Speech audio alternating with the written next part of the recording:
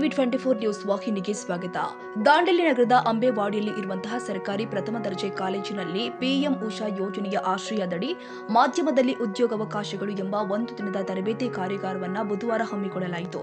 ಕಾರ್ಯಕ್ರಮವನ್ನು ಉದ್ಘಾಟಿಸಿ ಮಾತನಾಡಿದ ಕರ್ನಾಟಕ ವಿಶ್ವವಿದ್ಯಾಲಯದ ಸಿಂಡಿಕೇಟ್ ಸದಸ್ಯ ಶಿವಾನಂದ ನಾಯ್ಕ ಅವರು, ಸಿಕ್ಕ ಅವಕಾಶವನ್ನು ಸಮರ್ಥವಾಗಿ ಸದ್ಬಳಕೆ ಮಾಡಿಕೊಳ್ಳುವ ಕೌಶಲ್ಯಗಳನ್ನು ವಿದ್ಯಾರ್ಥಿಗಳು ಮೈಗೂಡಿಸಿಕೊಳ್ಳಬೇಕು. ಹೆಚ್ಚು ಜ್ಞಾನವನ್ನು ಸಂಪಾದಿಸುವ ಮೂಲಕ ಬೌದ್ಧಿಕ ಹಾಗೂ ಮಾನಸಿಕವಾಗಿ ಸದೃಢರಾಗಬೇಕು. ಆಗ ಭವಿಷ್ಯದ ಜೀವನವನ್ನ ಸದೃಢವಾಗಿ ಕಟ್ಟಲು ಸಾಧ್ಯವಿದೆ. ಮಾಧ್ಯಮ ಕ್ಷೇತ್ರದಲ್ಲಿ ವಿಪುಲ ಉದ್ಯೋಗಾವಕಾಶಗಳು ಇದ್ದು ವಿದ್ಯಾರ್ಥಿಗಳು ಆ ನಿಟ್ಟಿನಲ್ಲಿ ಈ ಅವಕಾಶವನ್ನು ಅಪ್ಪಿಕೊಳ್ಳಲು ಈಗಿನಿಂದಲೇ ಅಣಿಯಾಗಬೇಕು.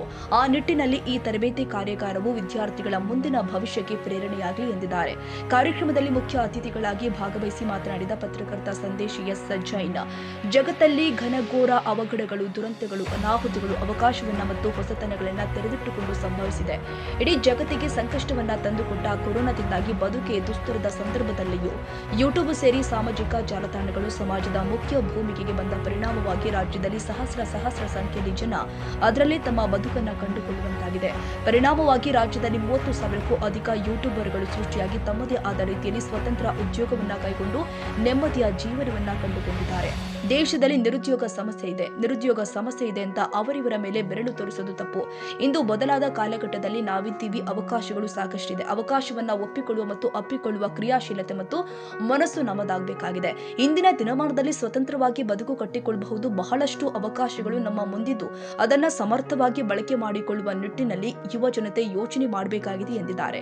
ಕಾರ್ಯಕ್ರಮದ ಅಧ್ಯಕ್ಷತೆಯನ್ನ ವಹಿಸಿ ಮಾತನಾಡಿದ ಕಾಲೇಜಿನ ಪ್ರಾಚಾರ್ಯ ಡಾಕ್ಟರ್ ಎಂ.ಡಿ. ವಕ್ಕುಂದ ಅವರು, ಭವಿಷ್ಯದ ಈ ನಾಡಿನ ಪ್ರಜ್ಞಾವಂತ ನಾಗರಿಕರಾಗಬೇಕಾದ ವಿದ್ಯಾರ್ಥಿಗಳು ಕನಸನ್ನ ಹೊಂದಿರಬೇಕು.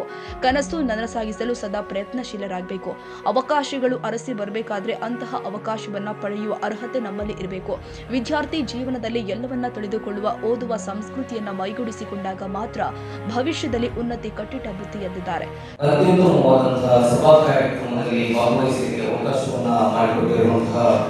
ಗೌರವಾನ್ವಿತ ಡಾಕ್ಟರ್ ಎಂ.ಡಿ. ಮುಕುಂದ ಹಾಗೂ ಅವರ ತಂಡಕ್ಕೆ ಅನಂತ ವಂದನೆಗಳನ್ನು ಸಲ್ಲಿಸುವ ಇದು ಬಂದು ಮುಂದಾಗ ಅನಿಸ್ತು. ವಿನಯ ಮೇಡಮ್ ಅವರನ್ನು ಮತ್ತೆ ವೇದಿಕೆಯಲ್ಲಿರುವ ಗಣ್ಯರನ್ನು ನೋಡಿದಾಗ ಅನಿಸ್ತು, ಸ್ನಾತಕೋತ್ತರ ಪದವಿ ಕಾಲೇಜಿನ ಕೊಠಡಿಯ ಒಳಗಡೆ ಒಂದು ಅಂಗನವಾಡಿಯ ಬಾಲಕರನ್ನ ಕೂಡಿಸಿದರೆ ಹೇಗೆ ಆಗಬಹುದು ಎನ್ನುವಂಥ ವಿಚಾರದಲ್ಲಿ ನಿಮ್ಮ ಮುಂದೆ ಒಬ್ಬ ಸಣ್ಣ ಮಗುವಿನ ರೀತಿಯಲ್ಲಿ ಮಾತಾಡಲಿಕ್ಕೆ ಉತ್ಸಾಹದಿಂದ ನಿಲ್ಲಿಸ್ತೇನೆ. ನಾವು ಗೊತ್ತಿದೆ, ನಾವು ಕೊರೋನಾವನ್ನ ಎಲ್ಲರೂ ಬೈಕೊಟ್ವಿ. ಆದರೆ ಒಂದಂತೂ ನಿಜ, ಈ ಜಗತ್ತಿನಲ್ಲಿ ನಾನು ಕಂಡುಕೊಂಡಂತೆ ಎಲ್ಲಿ ಅವಘಡಗಳು, ಆಪತ್ತುಗಳು, ದುರಂತಗಳು ಸಂಭವಿಸುತ್ತೀವೋ ಆ ಅವಘಡಗಳು, ಆಪತ್ತುಗಳು, ಆತಂಕಗಳು ಸದಾ ಅವಕಾಶಗಳನ್ನ, ಹೊಸತನಗಳನ್ನ ತೆರೆದಿಟ್ಟುಕೊಂಡು ಸಂಭವಿಸಿದೆ ಎನ್ನುವಂಥದ್ದನ್ನ ನಾವು ಮನಪೂರ್ವಕವಾಗಿ ಅರಿತುಕೊಳ್ಬೇಕಾಗಿದೆ. ಇದಕ್ಕೆ ಜ್ವಲಂತ ಉದಾಹರಣೆ ಇದ್ರೆ ನಾನು ಎನ್ನುವಂಥದ್ದನ್ನು ಕೂಡ ಅಭಿಮಾನದಿಂದ ಹೇಳಬಲ್ಲೆ. ಕೊರೋನಾದಂತಹ ಕಾಲಘಟ್ಟದಲ್ಲಿ ಬದುಕೆ ಸಂಕಷ್ಟ ಎನ್ನುವಂತಹ ಸಂದರ್ಭದಲ್ಲಿ ಸಾಮಾಜಿಕ ಜಾಲತಾಣಗಳು ಹೇಗೆ ಸಮಾಜದ ಮುಖ್ಯ ಭೂಮಿಕೆಗೆ ಬರುವಲ್ಲಿ ಈ ಕೊರೋನಾದ ಕಾಲಘಟ್ಟ ಸಹಕಾರಿಯಾಯಿತು ಎನ್ನುವಂಥದ್ದನ್ನ ನಾವು ಅರಿತುಕೊಳ್ಳಬೇಕಾಗಿದೆ.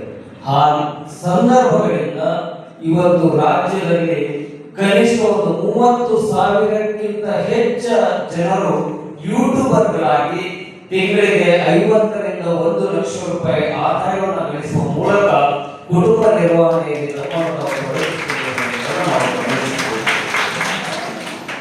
ನಾನು ಗಮನಿಸಿದ ಹಾಗೆ, ನಾನು ಕಾಲೇಜಿಗೆ ಹೋಗುವಾಗ, ಶಾಲೆಗೆ ಪ್ರೈಮರಿ ಸ್ಕೂಲ್ಗೆ ಹೋಗುವಾಗ ಅವಾಗೆಲ್ಲ ಹೈಟ್ ಇರ್ತಿದ್ರು. ನಾನು ಒಬ್ಬನೇ ನನ್ನ ಕ್ಲಾಸ್ನಲ್ಲಿ ಬಿಟ್ಟ, ಹಾಗಾಗಿ ಯಾವಾಗಲೂ ಫ್ರಂಟ್ ಬೆಂಚಲ್ಲಿ ನನಗೆ ಅವಕಾಶ ಇತ್ತು. ಆದರೆ ಕ್ಲಾಸ್ನಲ್ಲಿ ಮಾತಾಡುವ ವಿಷಯದಲ್ಲಿ ನನ್ನೇ ಮೊದಲೇ ಹೆಸರು ಇರ್ತಿತ್ತು. ಅತಿ ಹೆಚ್ಚು ಹೊತ್ತ ತಗೊಂಡ ವಿದ್ಯಾರ್ಥಿಗಳ ಹೆಮ್ಮೆ ಕೂಡ ನನಗಿದೆ, ಏನೇ ಇರಲಿ. ಆ ಸಂದರ್ಭದಲ್ಲಿ ಪರ್ಸನಾಲಿಟಿಗೆ ನಾವು ಹೆದರುವಂತಹ ಸ್ಥಿತಿ ಸ್ವಲ್ಪ ಭರಾಟೆಯಲ್ಲಿದ್ದರೆ ಅವನಿಗೆ ನಾವು ಹೆದರ್ತೀವಿ. ಆ ನಂತರದ ಕಾಲಘಟ್ಟದಲ್ಲಿ ಶಿಕ್ಷಣವಂತರಿಗೆ ಹೆದರುವ ಪರಿಸ್ಥಿತಿ ಇತ್ತು. ಈಗ ಬರಬರುತ್ತಾ ಯಾವಾಗ ಅಂಕಪಟ್ಟಿಗಳನ್ನ, ಸರ್ಟಿಫಿಕೇಟ್ ಅನ್ನ ಕೊಂಡುಕೊಳ್ಳುವಂತಹ ಪ್ರಕ್ರಿಯೆ ಆರಂಭ ಆಯ್ತಾ ಗೊತ್ತಿದೆಯೋ ಗೊತ್ತಿಲ್ಲ, ಆದರೆ ಆ ನಂತರದ ದಿನಗಳಲ್ಲಿ, ಇತ್ತೀಚಿನ ದಿನಗಳಲ್ಲಿ ಜ್ಞಾನದ ಜೊತೆಗೆ ಶಿಕ್ಷಣ ಇದ್ರೆ ಮಾತ್ರ ಇಡೀ ಸಮಾಜ ಆ ವ್ಯಕ್ತಿಗೆ ಗೌರವಿಸ್ತದೆ, ಭಯಪಡಿಸ್ತದೆ. ಹಾಗಾಗಿ ನಮ್ಮಲ್ಲಿರುವಂತಹ ಜ್ಞಾನನೇ, ನಮ್ಮಲ್ಲಿರುವಂತಹ ನಾವು ಹೆಚ್ಚು ಹೆಚ್ಚು ತಿಳ್ಕೊಂಡಾಗ, ಹೆಚ್ಚು ಹೆಚ್ಚು ಅರಿತು ನಡೆದಾಗ ನಾವು ಪಡೆದಂತಹ ಶಿಕ್ಷಣಕ್ಕೂ ಕೂಡ ಮೌಲ್ಯ ಬರ್ತದೆ. ಹಾಗಾಗಿ ನಮ್ಮ ಶಿಕ್ಷಣ ಕೇವಲ ಸರ್ಟಿಫಿಕೇಟ್ಗೆ ಸೀಮಿತವಾಗಿದ್ದರೆ ಖಂಡಿತವಾಗಿ ಅದು ಉತ್ತಮ ರೀತಿಯಂತಹ ಜೀವನವನ್ನ ನಡೆಸಲಿಕ್ಕೆ ಖಂಡಿತವಾಗಿ ಕಷ್ಟ ಸಾಧ್ಯ. ನಾವಿವತ್ತು ಗಮನಿಸ್ತೀವಿ, ಯುವ ಜನತೆ ಎತ್ತ ಸಾಗ್ತಾ ಇರ್ತೇವೆ. ನಾಳೆಯ ಬಗ್ಗೆ ನಮಗೆ ಕನಸುಗಳಿಲ್ಲ, ನಾಳೆಯ ಬಗ್ಗೆ ಯೋಚನೆಗಳಿಲ್ಲ, ಹಾಗಾಗಿ ಆ ಸೋಷಿಯಲ್ ಮೀಡಿಯಾಗಳಲ್ಲಿ ಬರುವಂತಹ ಸಮಾಜಕ್ಕೆ ಉಪಯುಕ್ತಕಾರಿ ಅಲ್ಲದೇ ಇರುವಂತಹ, ಸಮಾಜಕ್ಕೆ ಅಪಾಯಕಾರಿ ಸ್ಥಿತಿಯನ್ನು ತಂದೊಡ್ಡುವಂತಹ ಮೆಸೇಜ್ಗಳಿಗೆ, ವಿಡಿಯೋಗಳಿಗೆ ಹೆಚ್ಚು ಹೆಚ್ಚು ಯುವ ಜನತೆ ಒಲವು ತೋರ್ತಾ ಇರುವುದರಿಂದ ಇವತ್ತು ಮುಂದಿನ ದಿನಗಳಲ್ಲಿ ಆ ಯುವ ಜನತೆಯ ಭವಿಷ್ಯದಲ್ಲಿ ಅವರು ಉನ್ನತಿಯನ್ನ ಹೇಗೆ ಪಡೆಯಲಿಕ್ಕೆ ಸಾಧ್ಯ ಎನ್ನುವಂತಹ ಅರಿವನ್ನ ಮೂಡಲಿಕ್ಕೆ ಇಂತಹ ಕಾರ್ಯಕ್ರಮ ಖಂಡಿತವಾಗಿ ಸ್ಫೂರ್ತಿದಾಯಕವಾಗಿದೆ ಎನ್ನುವ ಮಾತು ನಮಗೆ ವಿಶೇಷವಾಗಿ ಅವಕಾಶಗಳು ಬಹಳ ಇದೆ. ನಾನು 420 ಕಿಲೋಮೀಟರ್ ದೂರದ ಬೆಳ್ತಂಗಡಿ ತಾಲೂಕಿನ ಒಬ್ಬ ಕನ್ಯಾಡಿ ಎನ್ನುವ ಗ್ರಾಮದಿಂದ ಬಂದಿರುವಂತಹ ಯುವಕ. ನಾನು ನನ್ನ ದ್ವಿತೀಯ PUC ಇದ್ರೆ ಅಲ್ಲಿ ಲೋಕಲ್ 2 ನ್ಯೂಸ್ ಪೇಪರ್ಗಳಿಗೆ, ನಮ್ದು ಅಪ್ಪ ಬಹಳ ಮಿಲಿಟರಿ ಸಿಸ್ಟಮ್, 5 ಗಂಟೆಗೆ 4:30 ಸ್ಕೂಲ್ ಬಿಟ್ಟರೆ 5 ಗಂಟೆಗೆ ಮನೆಗೆ ಇರಬೇಕಿತ್ತು. ಮನೆಗೆ 5 ಗಂಟೆಗೆ ಇಲ್ಲದೇ ಇದ್ರೆ ಎಲ್ಲಾದ್ರೂ ಅಂಗಡಿ ಹತ್ರ ನಿಂತು ಪಟಾಣ ಹೊಡಿತಿದೆ ಅಂತೇಳಿ ರಾತ್ರಿ 9 ಗಂಟೆಗೆ ಆದ್ರೂ ಹೊಡೆಯೋದು. ಅಂತ ಸ್ಥಿತಿಯಲ್ಲಿ ನಾವು ಫಸ್ಟ್ ಇಯರ್ PUC ಇರುವಾಗಲೇ ಸ್ವತಃ ಖುಷಿಯಿಂದ ಅಲ್ಲಿಯ 2 ವಾರಪತ್ರಿಕೆಗಳಿಗೆ ಹವ್ಯಾಸಿ ವರದಿಗಾರನಾಗಿ ಆ ಸಮಯದಲ್ಲಿ 1999 ಸಾಲಿನಲ್ಲಿ ನಾವು ತಿಂಗಳಿಗೆ 700 ರೂಪಾಯಿ 800 ರೂಪಾಯಿಯನ್ನು ಆದಾಯ ಗಳಿಸ್ತಾ ನನ್ನ ಸ್ವಂತ ಹಣದಲ್ಲೇ ನಾನು ಡಿಗ್ರಿ ಶಿಕ್ಷಣವನ್ನು ಪಡೆದಿದ್ದೇನೆ ಅನ್ನುವಂಥ ಖುಷಿ ಇದೆ. ಹಾಗಾಗಿ ಇವಾಗ ಹಿಂದೆ ಅವಕಾಶಗಳಿರಲಿಲ್ಲ. ಈಗ ಎಲ್ಲಿಯೂ ಕೂಡ ನಾವು ನಿರುದ್ಯೋಗ ಸಮಸ್ಯೆ ಇದೆ ಅಂತ ಹೇಳ್ಕೊಳ್ಳುತ್ತೇವೆ. ನಿರುದ್ಯೋಗ ಸಮಸ್ಯೆ ಇಲ್ಲವೇ ಇಲ್ಲ. ನಾವು ಮಾಡಿಕೊಂಡಿರುವಂತಹ, ನಮ್ಮ ಅರಿವಿಗೆ ಬರದೇ ಇರುವಂತಹ ತಪ್ಪುಗಳಿಂದಾಗಿ ನಿರುದ್ಯೋಗ ಸಮಸ್ಯೆ ಸೃಷ್ಟಿಯಾಗಿಯೇ ವಿನಃ ಈ ಕಾಲಘಟ್ಟದಲ್ಲಿ ಅವಕಾಶಗಳು ತೆರೆದ ಬಾಗಿಲಾಗಿದೆ. ಬಹಳಷ್ಟು ಅವಕಾಶಗಳಿದೆ. ನೀವು ಯುವ ಜನತೆ ವಿಶೇಷವಾಗಿ ಸೋಷಿಯಲ್ ಮೀಡಿಯಾದಲ್ಲಿ ಈಗ 50 ನಾವೆಲ್ಲ ಮೊಬೈಲ್ ಅಲ್ಲಿ ಫಾಸ್ಟ್ ಓದಕ್ಕೆ ಆಗೋದಿಲ್ಲ. ಹುಡುಗ ಅಂದ್ರೆ ಟಕ್ ಟಕ್ ಟಕ್. ಈಗ ನಮ್ಮ ಹುಡುಗ 3ನೇ ಕ್ಲಾಸ್ ಹುಡುಗ ಯಾವ್ಯಾವ ಕಾರ್ಯಗಳಿದೆ ಅನ್ನುವಂಥದ್ದನ್ನು ಹೇಳುವಷ್ಟರ ಮಟ್ಟಿಗೆ ಅವರು ತನ್ನ ಕ್ರಿಯಾಶೀಲರಾಗಿರ್ತಾರೆ. ಹಾಗಿರುವಾಗ ನೀವು ಇದರ ಜೊತೆಯಲ್ಲಿ ನಾಳೆ ಉದ್ಯೋಗ ಸಿಗಬಹುದು, ಸಿಗದೇ ಇರಬಹುದು. ಇನ್ನೊಬ್ಬರ ಕೈ ಕೆಳಗೆ ಇನ್ನೊಬ್ಬರ ಆಳಾಗಿ ದುಡಿಯುವ ಬದಲು ನಿಮ್ಮ ಯೋಚನೆ, ಹೊಸತನಗಳನ್ನ, ಜೊತೆಗೆ ನಮ್ಮ ಬದುಕು ಹೇಗಿರಬೇಕು ಅಂತ ಹೇಳಿದ್ರೆ, ನನ್ನ ಬದುಕಿನ ಜೊತೆಗೆ ಆ ಬದುಕು ನನ್ನ ಊರಿನ ಅಥವಾ ನನ್ನ ಸಮಾಜದ ಅಭಿವೃದ್ಧಿಗೆ ಉಪಯೋಗವಾಗುವ ರೀತಿಯಲ್ಲಿ ನಾವು ನಮ್ಮ ವೃತ್ತಿಯನ್ನ ಆಯ್ದುಕೊಂಡ್ರೆ ನಿಜಕ್ಕೂ ಒಂದು ಆನಂದದಾಯಕವಾದಂತಹ, ತೃಪ್ತಿದಾಯಕವಾದಂತಹ ಜೀವನವನ್ನ ನಡೆಸಲಿಕ್ಕೆ ಸಾಧ್ಯ ಇದೆ ಎನ್ನುವ ಮಾತನ್ನ ಹೇಳುತ್ತಾ, ಹಾಗಾಗಿ ಸೋಷಿಯಲ್ ಮೀಡಿಯಾವನ್ನ ವಿಶೇಷವಾಗಿ ಮಾಧ್ಯಮದ ಬಗ್ಗೆ ಮಾತಾಡೋದ್ರಿಂದ ಯುವ ಜನತೆ ಜಾಸ್ತಿ ಸೋಷಿಯಲ್ ಮೀಡಿಯಾದಲ್ಲಿ ಜಾಸ್ತಿ ಆಸಕ್ತಿ ಇರೋದ್ರಿಂದ ಇವತ್ತು ರಾಜ್ಯದಲ್ಲಿ ಎಲ್ಲಿ ಕೂಡ ಈ ದೇಶದಲ್ಲಿ 2 ರೀತಿಯ ಪತ್ರಕರ್ತರನ್ನ ನೋಡ್ತೀವಿ. ಒಂದು ಬರೆಯುವ ಪತ್ರಕರ್ತರ ವರ್ಗ ಒಂದಂದ್ರೆ, ಇನ್ನೊಂದು ID ಕಾರ್ಡ್ ಹಿಡ್ಕೊಂಡು ಹೋಗುವಂತಹ ಪತ್ರಕರ್ತರ ವರ್ಗ ಇನ್ನೊಂದು. ಹಾಗಾಗಿ ನಾವು ಖಂಡಿತವಾಗಿ ಅವರ ID ಕಾರ್ಡ್ ಹಿಡ್ಕೊಂಡು ಹೋಗುವಂತ ಪತ್ರಕರ್ತರಾಗೋದು ಬೇಡ. ಬರೆಯುವಂತ, ಸಮಾಜವನ್ನು ಎಚ್ಚರಿಸುವಂತ, ಸಮಾಜಕ್ಕೆ ಒಂದು ದಿಟ್ಟ ಸಂದೇಶವನ್ನು ಸಾರುವಂತ ಪತ್ರಕರ್ತರಾಗುವ. ಅಂತಿಮವಾಗಿ ಹೇಳೋದಿಷ್ಟೇ, ನಿಮಗೆ ಮಾಧ್ಯಮಕ್ಕೆ ಬರಲು ಆಗದೇ ಇದ್ರೂ ಕೂಡ ನಿಮ್ಮ ಈ ಸೋಷಿಯಲ್ ಮೀಡಿಯಾದಲ್ಲಿ ನಿಮ್ಮ ಊರಿನ ಬಡ ಯಾರಾದ್ರೂ ಹೆಣ್ಮಕ್ಳು, ಬಡ ಹುಡುಗರು ಬುದ್ಧಿವಂತರಾಗಿದ್ದು ಮೆಡಿಕಲ್ ಶಿಕ್ಷಣಕ್ಕೆ ಹೋಗ್ಲಿಕ್ಕೆ ಆಗದೇ ಇರುವಂತಹ ಸಂದರ್ಭಗಳಲ್ಲಿ ಇರಬಹುದು, ಅಥವಾ ಬಡವರು ಯಾರಾದ್ರೂ ಅನಾರೋಗ್ಯಕ್ಕೊಳಗಾಗಿ ಗಂಭೀರವಾದ ಆರೋಗ್ಯ ಸಮಸ್ಯೆಯಿಂದ ಬಳಲುತ್ತಾ ಇರುವಂತಹ ಸಂದರ್ಭದಲ್ಲಿ ಇರಬಹುದು.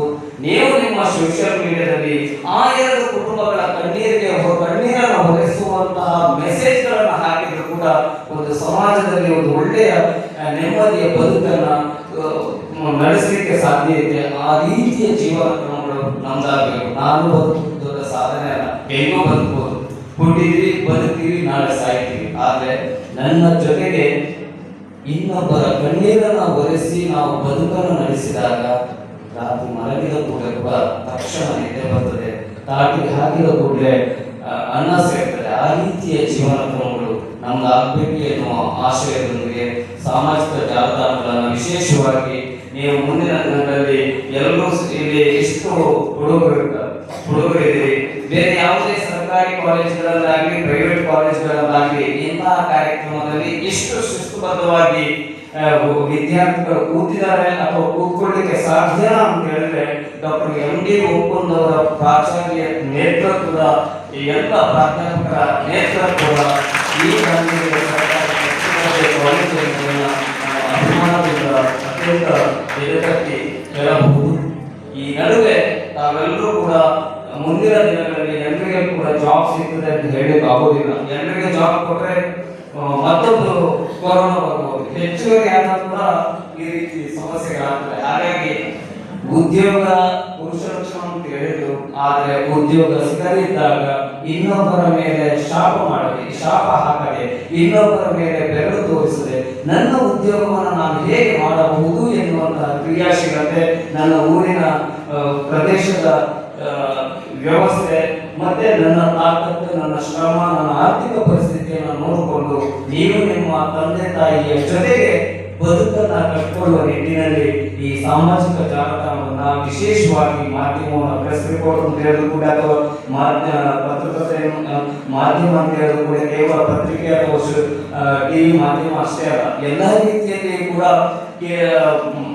ಮಾಧ್ಯಮಗಳು ಇರುವುದರಿಂದ ಯೂಟ್ಯೂಬ್ ಇರ್ಬೋದು, ಇನ್ನೊಂದಿರ್ಬೋದು, ಮತ್ತೊಂದಿರ್ಬೋದು, ಆ ರೀತಿಯ ಅವಕಾಶಗಳು ಇರುವುದರಿಂದ ಅದನ್ನು ಸರಿಯಾಗಿ ಸದ್ಬಳಕೆ ಮಾಡಿ ಎನ್ನುವ ಆಶಯದೊಂದಿಗೆ ಹಿರಿಯರಿರುವಾಗ ನಾವು ಹೆಚ್ಚು ಮಾತಾಡೋದು ಖಂಡಿತವಾಗಿ ಆ ಕಾರ್ಯಕ್ರಮಕ್ಕೂ ಶೋಭೆ ಎಲ್ಲ ಎನ್ನುವ ಅರಿವಿನೊಂದಿಗೆ ಈ ಅವಕಾಶ ಮಾಡಿಕೊಟ್ಟಿರೋದಕ್ಕೆ ನಿಮ್ಗೆಲ್ಲರಿಗೂ ಕೂಡ ಮತ್ತೊಮ್ಮೆ ಅನಂತ ವಂದನೆಗಳನ್ನು ಸಲ್ಲಿಸ್ತಾ ಬಹಳ ಹೆಮ್ಮೆ ಇದೆ. ಈಗೆಲ್ಲ ಇಂತಹ ಒಂದು ಜ್ಞಾನ ದೇಗುಲದಲ್ಲಿ ಕಲಿಕಾರ್ಥಿಗಳಾಗಿ ನಿಮ್ಮನ್ನು ನೀವು ತೊಡಗಿಸಿಕೊಂಡಿದ್ದೀರಿ.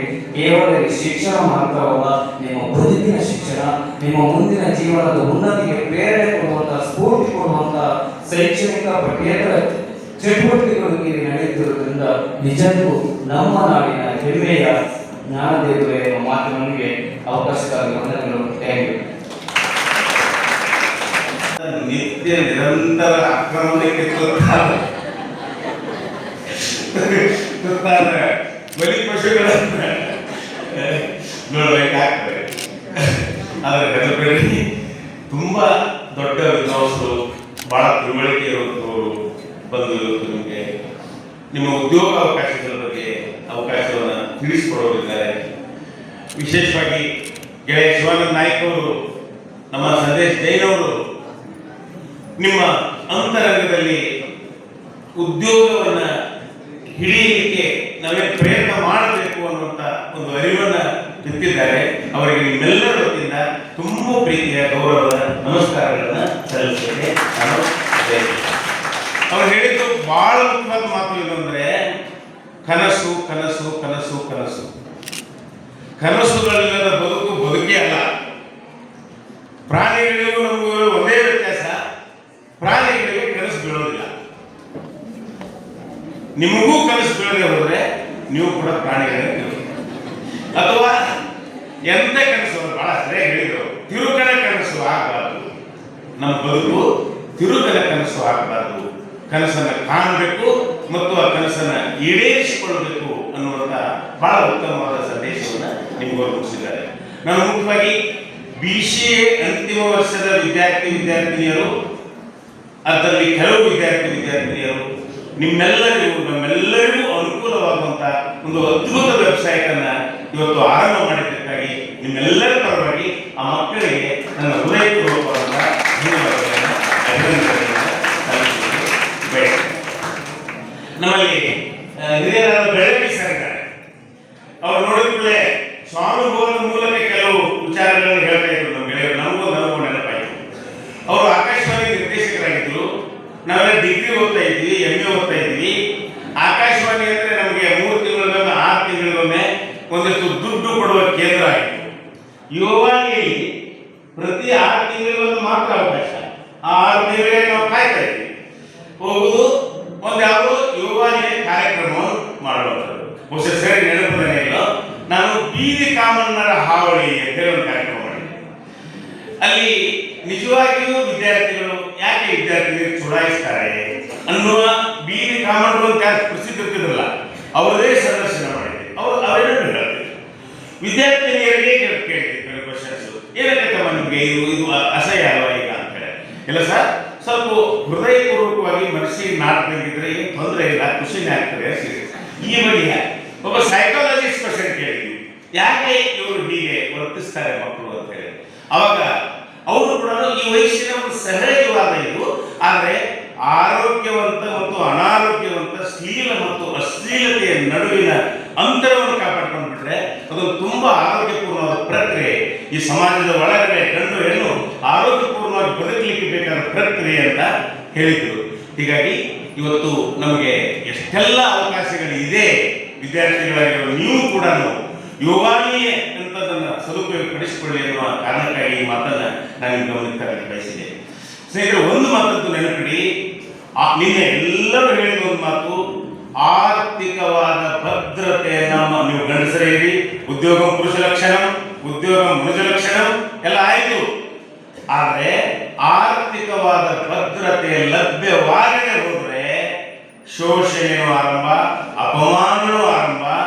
ಮನೆಯ ವಾತಾವರಣದಲ್ಲಿಯೇ ನಿಮಗೆ ಕುಟುಂಬದ ಒಳಗಡೆ ಎಂತ ಹಿಂಸೆ ಮತ್ತು ಅಪಮಾನವನ್ನು ನೀವು ಅನುಭವಿಸಬೇಕಾಗ್ತದೆ ಅಂದರೆ ಅದು ಹೇಳಲು ಸಾಧ್ಯವಾಗಿರೋದು. ನಿಮ್ಮ ಕಥೆಯನ್ನು ಹೇಳಿದ್ದೀರ, ಏನು ಮತ್ತೆ ಆ ಕಥೆಯನ್ನು ನಿರೂಪಣೆ ಮಾಡೋದಿಲ್ಲ. ನೌಕರಿ ಮಾಡ್ತಾ ಇರುವ ಒಬ್ಬ ಹುಡುಗ ನೌಕರಿಯನ್ನು ಕಳೆದುಕೊಂಡ ಕ್ಷಣದಲ್ಲಿಯೇ ತಂದೆ, ತಾಯಿ, ತಂಗಿ ಎಲ್ಲ ಸಂಬಂಧಗಳು, ಪ್ರೀತಿಸುವ ಸಂಬಂಧಗಳು ಅವನನ್ನು ನಾಯಿಗಿಂತ ಕಡೆಯಾಗಿಕೊಂಡು ಕೊನೆಗೆ ಅವನು ಹುಳವಾಗಿ ಹೋಗುವ ಆ ದುರಂತವನ್ನು ನೆನಪಿಸಿಕೊಟ್ಟಿದ್ದೇನೆ. ಬಹುಶಃ ಹುಡುಗಿಯರೇ ಇರಲಿ, ಹುಡುಗರೇ ಇರಲಿ, ಪದವಿ ಮುಗಿದ ನಂತರ ಒಂದು ಉದ್ಯೋಗವನ್ನು ದೊರಕಿಸಿಕೊಳ್ಳಾಗದೆ ಹೋದರೆ ನಮ್ಮ ಬದುಕಿಗೆ ಒಂದು ಸಾರ್ಥಕತೆ ಇರೋದಿಲ್ಲ. ಹೀಗಾಗಿ ಅತಿ ದೊಡ್ಡ ಉದ್ಯಮ ಇವತ್ತು ಮಾಧ್ಯಮ, ಪತ್ರಿಕೋದ್ಯಮ ಇರ್ಬೋದು. ಪತ್ರಿಕೋದ್ಯಮದಲ್ಲಿ ಮೇಡಮ್ ಮಾತಾಡ್ತಾರೆ, ಎಷ್ಟೆಲ್ಲ ಡೆಸ್ಕ್ಗಳಿವೆ, ಸಂಪಾದಕರು, ಆಮೇಲೆ ಬೇರೆ ಬೇರೆ ವಿಷಯಗಳು, ವಿಜ್ಞಾನದ ವಿಷಯ, ಕಾಮರ್ಸ್ ವಿಷಯ, ಅದೆಲ್ಲ BCA, BCom, BSc ಎಲ್ಲರಿಗೂ ಅವಕಾಶ ಇದೆ ಮಾಧ್ಯಮದೊಳಗಡೆ. ಟಿವಿ ಮಾಧ್ಯಮದಲ್ಲಿ ಅನೌನ್ಸರ್ ದೊಡ್ಡ ಮಾಧ್ಯಮ ಅವರೆಲ್ಲ ಮಾತಾಡ್ತಾರೆ ವಿಷಯದ ಬಗ್ಗೆ. ಸಾಮಾಜಿಕ ಜಾಲತಾಣದಲ್ಲಿ ಸಂದೇಶ ಹೇಳ್ತಾ ಇದ್ರು, ಏನು ಅಂತಂದ್ರೆ ಸಾಮಾಜಿಕ ಒಂದು ಯೂಟ್ಯೂಬ್ ಮೂಲಕವೇ 60-70 ಸಾವಿರ ಗಳಿಸಿ ಬದುಕನ್ನ ಸಾಗಿಸಬಲ್ಲಂತ ಲಕ್ಷಾಂತರ ಜನರು ಹುಟ್ಟುಕೊಂಡ್ರು ಅಂತ ಹೇಳಿ. ಹೀಗಾಗಿ ನಿಮ್ಮೆಲ್ಲರ ಬದುಕಿಗೆ ಈ ಇವತ್ತಿನ ವಿಚಾರ ಸಂಕೀರ್ಣ ಉದ್ಯೋಗವನ್ನ ಒಂದು ವಲಯದಲ್ಲಿ, ಇದು ಮೊದಲನೇ ಕಾರ್ಯಕ್ರಮ. ಬ್ಯಾಂಕಿನಲ್ಲಿ ಏನಿದೆ, ಮಿಲಿಟರಿಯಲ್ಲಿ ಏನಿದೆ, ಸರ್ಕಾರಿ ನೌಕರಿಗಳೇನಿದೆ, ಕೇಂದ್ರ ಸರ್ಕಾರಿ ನೌಕರಿಗಳಿದೆ, ಪ್ರತಿಯೊಂದರ ಬಗ್ಗೆನೂ ನಾವು ಒಂದೊಂದು ಕಾರ್ಯಾಗಾರವನ್ನು ಮಾಡುವ ಉದ್ದೇಶವನ್ನು ಹೊಂದಿದ್ದೇವೆ. ಉದ್ದೇಶ ಇಷ್ಟೇ, ಪದವಿ ಮುಗಿಸಿದ ಮಾರನೇ ದಿನ ಉನ್ನತ ಶಿಕ್ಷಣಕ್ಕಾಗಿ ಹೋಗಬೇಕು, ಇಲ್ಲ ಒಂದು ಉದ್ಯೋಗವನ್ನು ಹಿಡ್ಕೊಂಡು ನೆಮ್ಮದಿಯ ಬದುಕನ್ನು ಕಳೀಬೇಕು ನಮ್ಮ ಮಕ್ಕಳು ಅನ್ನುವಂಥ ಒಂದು ಅಂತಃಕರಣದಿಂದ ಮಾಡ್ತಾ ಇರುವ ಚಟುವಟಿಕೆಗಳು. ಒಂದೇ ಮಾತನ್ನು ಹೇಳ್ತೇನೆ ನಾವು, ಏನು ಅಂತಂದರೆ ಜ್ಞಾನ ಮಾಧ್ಯಮದಲ್ಲಿ ಉದ್ಯೋಗಾವಕಾಶಗಳು ನಿಮಗೆ ಲಭ್ಯವಾಗಬೇಕು ಅಂದರೆ ಅಪಾರವಾದ ಓದು, ಅಪಾರವಾದ ಅಧ್ಯಯನ, ಅಪಾರವಾದ ಜೀವನ ಅನುಭವ ಮತ್ತು ಅದನ್ನು ಭಾಷೆಯೊಳಗೆ, ಮಾತಿನೊಳಗಡೆ ಮತ್ತು ಬರವಣಿಗೆಯೊಳಗಡೆ ಅದನ್ನು ಹೇಳಬಲ್ಲ ಕೌಶಲ್ಯ. ಈ ಎರಡು ಗುಣಗಳು ಲಭ್ಯವಾಗಿದ್ದರೆ ಒಂದು ಜಗತ್ತನ್ನು ನೋಡುವ ಕಣ್ಣಿರಬೇಕು, ಅಲ್ಲಿರುವ ಸಂಕಟಗಳನ್ನು ಅರ್ಥ ಮಾಡಿಕೊಳ್ಳುವ ತಿಳುವಳಿಕೆ ಇರಬೇಕು, ಸಾಮಾಜಿಕ, ರಾಜಕೀಯ, ಆರ್ಥಿಕ ಸ್ಥಿತಿಗತಿಗಳನ್ನು ಅರ್ಥ ಮಾಡಿಕೊಳ್ಳುವ, ವಿಶ್ಲೇಷಣೆ ಮಾಡುವ ಒಂದು ವೈಚಾರಿಕ ತಾಕತ್ತು ಇರಬೇಕು, ದುಃಖಗಳಿಗೆ ಮಿಡಿಯಬಲ್ಲ ಸಂವೇದನಾಶೀಲತೆ ತಾಯಿತನ ಇರಬೇಕು. ಒಬ್ಬ ತಾಯಿ ಹೇಗೆ ಮಗುವಿನ ಸಂಕಟಕ್ಕೆ ಸ್ಪಂದಿಸ್ತಾಳೋ ಹಾಗೆ ಜಗತ್ತಿನ ಎಲ್ಲ ಜೀವಗಳ ನೋವುಗಳಿಗೆ ಸ್ಪಂದಿಸುವ ಒಂದು ಅಂತಃಕರಣ ಇರಬೇಕು ಮತ್ತು ಉತ್ಸಾಹ ಸಂಭ್ರಮಗಳನ್ನು ಆನಂದಿಸುವ ಒಂದು ಮನಸ್ಸು ಇರಬೇಕು ಮತ್ತು ಅದು ನಮ್ಮೊಳಗಡೆ ಒಂದು ಅನುಭವವಾಗಿ ಒಂದು ತೀವ್ರ ಸಂವೇದನಾಶೀಲತೆಗೆ ರೂಪ ತಾಳಬೇಕು ಮತ್ತು ಅದನ್ನು ಬಹಳ ಅದ್ಭುತವಾದ ಭಾಷೆಯೊಳಗಡೆ, ಅದು ಬರಹದ ಭಾಷೆನೋ ಮಾತಿನ ಭಾಷೆನೋ ಹಾಗೆ ಹೇಳುವ ತಾಕತ್ತು ಇರಬೇಕು. ಇಷ್ಟು ಇದ್ದು ಬಿಟ್ರೆ ಪದವಿ ಮುಗಿಸಿದ ಮಾರನೆಯ ದಿನವೇ ನೀವು ಯಾವುದಾದ್ರೂ ಪತ್ರಿಕೆಯೊಳಗೆ ಇರ್ತೀರಿ, ಇಲ್ಲಿ ಹೋದರೆ ಯಾವುದಾದ್ರೂ ಟಿವಿಯೊಳಗೆ ಇರ್ತೀರಿ, ಇಲ್ಲಿ ಹೋದ್ರೆ ಕನಿಷ್ಠ ನಿಮ್ಮ ಸಾಮಾಜಿಕ ಜಾಲತಾಣದ ಮೂಲಕವೇ ಅವರು ಹೇಳ್ತಾರೆ, ಸಾಮಾಜಿಕ ಜಾಲತಾಣದ ಯೂಟ್ಯೂಬರ್ಸ್ಗಳು ಇಡೀ ಭಾರತದಲ್ಲಿ ಇವತ್ತು ಮಾಡ್ತಾ ಇರುವ ಕ್ರಾಂತಿಯ ಕಥೆಯನ್ನ ಹೇಳಿಬಿಟ್ರೆ ಅದು ಒಂದು ಧರ್ಮಸ್ಥಳದ ಪ್ರಕರಣನೋ ಯಾವುದೇ ಪ್ರಕರಣ ಹೇಳ್ಬೋದು, ಅಥವಾ ಯಾವುದು ನಮ್ದು ಕೊರೋನಾ ಪ್ರಕರಣನೋ, ಅಥವಾ ಇವತ್ತು ನಮ್ಮ ರಾಜಕಾರಣಿಗಳ ಕೆಲವು ವಿಚಿತ್ರವಾದ ನಡವಳಿಕೆಯ ಪ್ರಕರಣಗಳು, ಅಥವಾ ಇಡೀ ಪ್ರಭುತ್ವ ನಮ್ಮ ವ್ಯವಸ್ಥೆ ದಮನಕಾರಿಯಾಗಿ ನಡೆದುಕೊಳ್ತಾ ಇರುವ ರೀತಿಗಳು, ಅದರ ಬಗ್ಗೆ ಯೂಟ್ಯೂಬರ್ಸ್ಗಳು ನಿಜವಾಗಿಯೂ ಈ ಸಮಾಜವನ್ನು ಮುನ್ನಡೆಸಬಲ್ಲ ಧೀಮಂತರಾಗಿ ಯೂಟ್ಯೂಬರ್ಸ್ಗಳು ಬೆಳೀತಾ ಇದ್ದಾರೆ. ಮನೆ ಮಾತು ಪತ್ರಿಕೋದ್ಯಮ, ಅವ್ರು ಹೇಳ್ತಾ ಇದ್ರು, ಪತ್ರಿಕೋದ್ಯಮ ಪತ್ರಿಕಾ ರಂಗ ಅಥವಾ ಮಾಧ್ಯಮ ರಂಗ ಉದ್ಯಮವಾಗಿದೆ. ಅದು ಉದ್ಯಮ ಮಾತ್ರ ಆಗಿಲ್ಲ, ಒಂದು ದುಷ್ಟ ಉದ್ಯಮವಾಗಿ ಕೂಡ ಬೆಳೀತಾ ಇದೆ. ಅದು ಮಾರಾಟವಾಗಿರುವ ದುರಂತ ಇದೆ. ಯಾವ್ಯಾವ ಪಕ್ಷಗಳಿಗೆ, ಯಾವ್ಯಾವ ಪ್ರಭುತ್ವಗಳಿಗೆ, ಯಾವ್ಯಾವ ಧಾರ್ಮಿಕ ಸಂಸ್ಥೆಗಳಿಗೆ ಬೇಕಾದ ಹಾಗೆ ತನ್ನನ್ನು ಮಾರಾಟ ಮಾಡಿಕೊಂಡು ಒಂದು ದುರಂತ ಸ್ಥಿತಿ ಇದೆ. ಇದೆಲ್ಲದರಲ್ಲೂ ತುಂಬ ಒಳ್ಳೆಯ ಪತ್ರಿಕೋದ್ಯಮ ಕೂಡ ಇದೆ.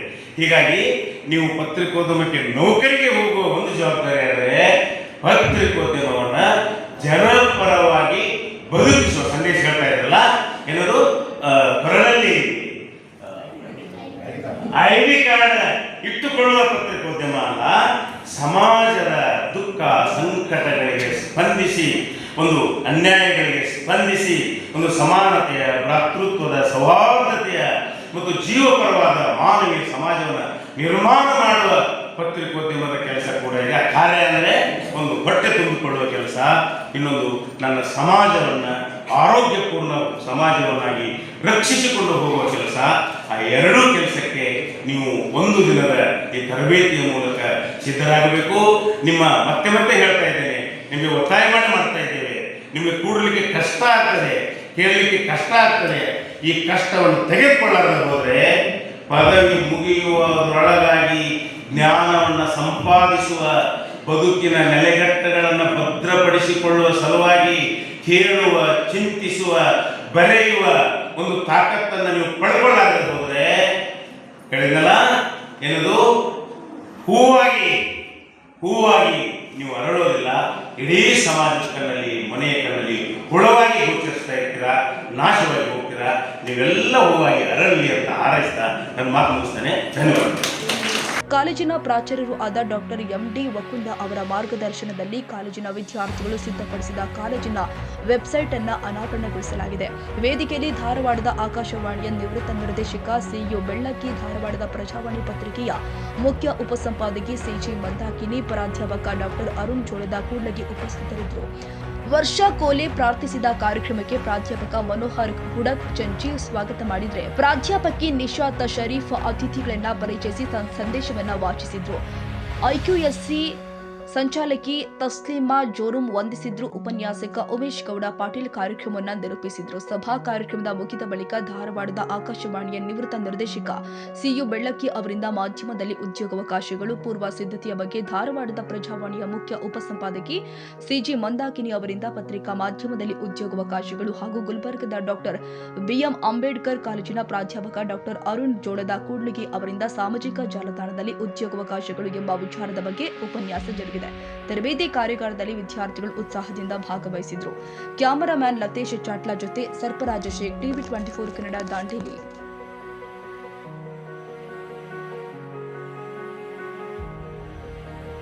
ಕನ್ನಡಿಗರ ಮೆಚ್ಚಿನ ನಿಮ್ಮ ಟಿವಿ 24 ಕನ್ನಡ ನ್ಯೂಸ್ ವಾಹಿನಿ ಇದೀಗ ಟಿವಿಯಲ್ಲಿ ಲಭ್ಯ. ಕರ್ನಾಟಕ ಮತ್ತು ದೇಶ ವಿದೇಶದ 360 ಡಿಗ್ರಿ ಸುದ್ದಿ ಹಾಗೂ ಉತ್ತರ ಕರ್ನಾಟಕ, ಬೆಳಗಾವಿ, ಬಾಗಲಕೋಟೆ, ಧಾರವಾಡ, ಹಾವೇರಿ, ಗದಗ, ಬಿಜಾಪುರ ಜಿಲ್ಲೆಯ ಕ್ಷಣ ಕ್ಷಣದ ವಿವರವನ್ನ ಪಡೆಯುವುದಕ್ಕೆ ಟಿವಿ 24 ಕನ್ನಡ ನ್ಯೂಸ್ ವಾಹಿನಿಯನ್ನ ಲೈಕ್ ಮಾಡಿ, ವಿಡಿಯೋಗಳನ್ನ ಶೇರ್ ಮಾಡಿ, ಕಮೆಂಟ್ ಮಾಡುವ ಮೂಲಕ ನಮ್ಮ ವಾಹಿನಿಗೆ ಸಹಕಾರ ನೀಡಿ ಮತ್ತು ಚಾನೆಲ್ ಅನ್ನ ಸಬ್ಸ್ಕ್ರೈಬ್ ಮಾಡಿ. Thank you.